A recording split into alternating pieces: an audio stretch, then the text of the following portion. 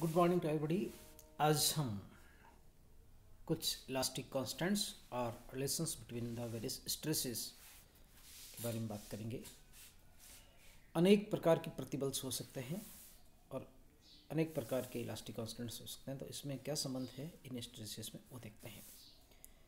पहले जो शेष इलास्टिक कांस्टेंट रुका है हमारा, वो है अपरूपण गुणांक मॉडुलस ऑफ रिजिडिटी।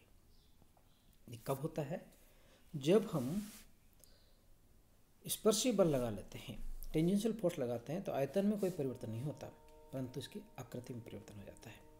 तो इसकी परिभाषा क्या होती है कि प्रत्यास्थता की सीमा में अपरूपण या स्पर्शीय प्रतिबल तथा अपरूपण विकृति का अनुपात अपरूपण गुणांक या दृढ़ता गुणांक कहलाता है।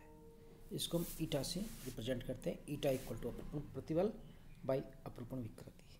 इसे फिगर में समझाया हमने कि जो इसका नीचे वाला बेस है वो फिक्स है, ऊपर वाला जो टॉप लेयर है वो मूव करता है, उस पर हमने जो फोर्स लगाया स्पर्शी वो एफ लगाया है।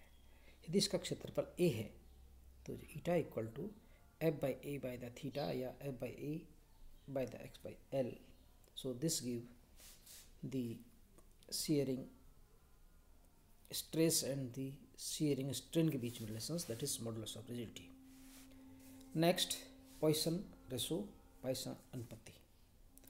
क्या है निष्पत्ति? है प्रत्यास्थ सीमा में पार्श्व विकृति मीन्स लेटरल स्ट्रेन व अनुदैर्ध्य विकृति लॉन्गिट्यूडिनल स्ट्रेन का अनुपात पदार्थ का पॉइसन रेशो कहलाता है। जिस तरह से चित्र में समझा है कि हमने एक तार को फिक्स कर दिया जिसकी ओरिजिनल लंबाई एल है, इसका डायमीटर डी है। यदि हम इसकी लंबाई के अनुदेश से फोर्स लगा देते हैं, बल लगा देते हैं, तो लंबाई में वृद्धि एल से बढ़कर एल प्लस डेल्टा एल हो जाती है, जबकि इसका व्यास डी से घटकर डी माइनस डेल्टा डी रह जाता है। तो पॉइसन रेशो आती है पार्श्व विकृति बाई अनुदैर्ध्य विकृति बीटा बाई अल्फा। अल्फा अनुदैर्ध्य विकृति, बल की दिशा में लंबाई में परिवर्तन डिवाइडेड बाई बल की दिशा में प्रारंभिक लंबाई। So delta L by L that is denoted by the alpha. और पार्श्व विकृति बीटा, बल की लंबवत दिशा में व्यास में परिवर्तन डिवाइडेड बाई बल की लंबवत दिशा में प्रारंभिक व्यास delta D by the D. So the sigma equal to delta D by D by delta L by the L. So this is del L by D multiplied by the delta D by the delta L. So this is the Poisson ratio. इसका मान सिद्धांत है -1 से 0.5 होता है, परंतु practically इसका 0.2 से 0.4 तक होता है। नाउ हमें सिद्ध करना है कि अपरूपण प्रतिबल की परस्पर लंबवत तथा परावर्तमान की त्वरण प्रतिबल संपीड़न प्रतिबल के तुल्य होता है। मीन्स अपरूपण प्रतिबल, त्वरण प्रतिबल और संपीड़न प्रतिबल सब बराबर होते हैं। तो इसको प्रूव करने के लिए हम काम में लेते हैं एक घनाकार ठोस जिसकी लंबाई एल है, तो इसका निचला फलक सरफेस प्लेन फिक्स है तथा ऊपर का फलक पे हम स्पर्शी बल एफ लगाया जाता है। तो इस तरह से दिखता है ये। एफ बल लगाने से इसके नीचे वाले बल पे एक रिएक्शन उत्पन्न होती है, वो इसके अपोजिट डायरेक्शंस में होती है। इस प्रकार एक बल युग्म उत्पन्न हो जाता है। इस बल युग्म को बैलेंस करने के लिए इसके अपोजिट साइड्स में मीन्स ए डी व बी सी भुजा में एक अपोजिट फोर्स और डेवलप हो जाता है बल युग्म में।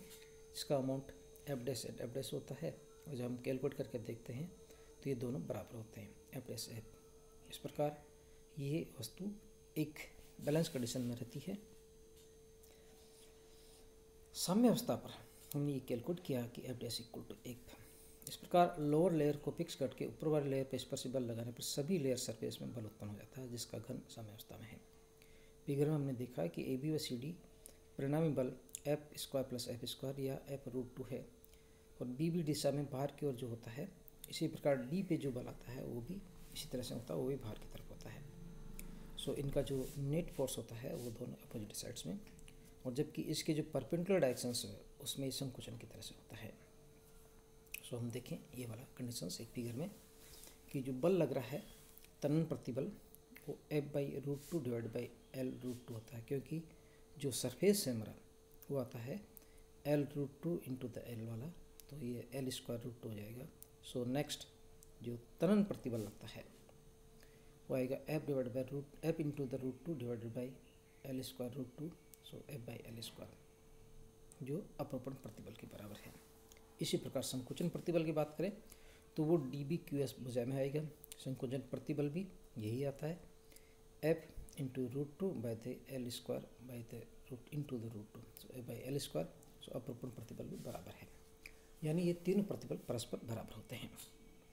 अब हमें सिद्ध करना है विकृति के लिए, सिद्ध करना है कि अपरूपण विकृति शीयरिंग स्ट्रेन परस्पर लंबवत समान विकृतियों के समान होती है, यानी जो समान है उनकी डबल हो जाती है। अच्छे से यूँ कहें कि जिस तरह पहली बार हमने स्ट्रेस की जो फॉर्मूला डेवलप किया था, अब हम स्ट्रेन के लिए आते हैं कि शीयरिंग स्ट्रेन जो आती है वो इन दोनों की, यानी टेंसाइल स्ट्रेन और इसकी जो दूसरी वाली स्ट्रेन है, इन दोनों के योग के बराबर होती है।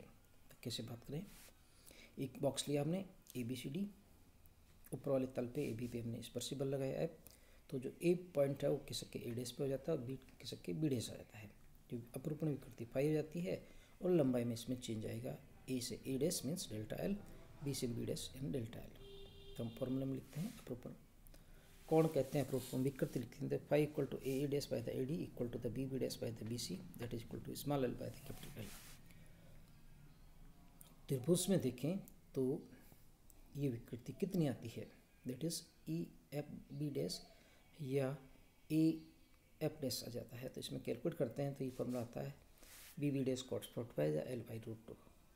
अतः DB के अनुदिश प्रसार विकृति आ जाती है DB dash minus DB by the DB, so this is EB dash by the DB, L by √2 divided by capital L √2, so this is L by L into 1/2, this is 5/2।